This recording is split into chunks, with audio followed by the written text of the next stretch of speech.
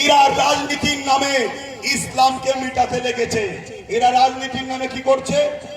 জোরে বলুন, জোরে বলুন। ইসলামকে মিটাতে লেগেছে। এখন আমি প্রত্যেকটা যুবককে জিজ্ঞেস করছি, তোমার কাছে দুনিয়ার পেটটা আগে হয়ে গেছে না ইসলাম আগে? তোমার কাছে দুমুঠো খাওয়া আগে না ইসলাম আগে? তোমার কাছে আমার মা বোনেরা ওই 1000 টাকার ভাতা আগে না ইসলাম আগে? এই ইমাম সাহেবরা 3000 টাকার ভাতা আগে না ইসলাম আগে? তাহলে আজকে কথা বলো, কেন্দ্রে কেন এই BJP Sarkar I love Mohammad রসুল বলাতে কেন জেল দেবে? এর প্রতিবাদের দরকার আছে না নাই? কেন অর্জুন সিং বলবে ইসলামের রেপ করার কোনো পাপ নয়? এর প্রতিবাদের দরকার আছে না নাই? শুধু প্রতিবাদ নয়, অর্জুন সিং এর নামে কেস হয়েছে, তাকে কি পশ্চিম বাংলা সরকার অ্যারেস্ট করছে? এই জোরে বলেন, কেন অ্যারেস্ট করেন? এই পাশের ভাঙরে এক গ্রাম্য মহিলা গ্রামের ভাষায় বলেছে মমতার হাজবেন্ড স্বামী নেই। কি বলেছে মমতার? এই জোরে বলুন, মমতার স্বামী আছে না নেই? এই জোরে বলুন। আমরাও জানি নেই, কিন্তু যদি কোনো জায়গায় লুকিয়ে থাকে সেটা মমতাকে ক্লিয়ার করতে হবে। ওটা আমাদের দায়িত্ব নয়, আমাদের দায়িত্ব।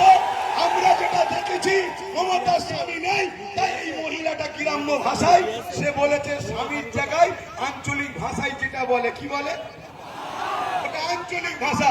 যাকে বলে চাল ভাজা তাকেই বলে খুদ ভাজা, ঠিক তো নাকি?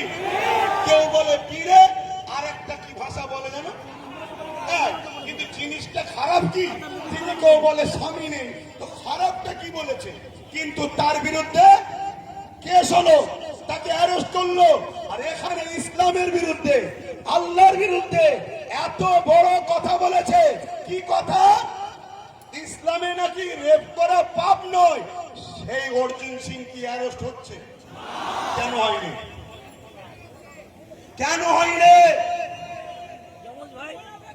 আপনাদের ঘরে ভাবুন, যদি না ভাবে, আব্বাস সিদ্দিকী আল্লাহর জাত পাকের কসম করে বলছি, মাজমপুর থেকে আমি তো আবার যাব। কোন মায়ের বেটা যদি থাকে আমাকে রুখে ওখানে জুতো করে যদি পিটতে না পারি, জীবনে আব্বাস সিদ্দিকী হাওয়ায় আসবে না। কথা বুঝছেন না? বোঝেন না? দাদাগিরি দিচ্ছ, দাদাগিরি। যদি পারিস জানে মেরে দিস, আলাদা কথা।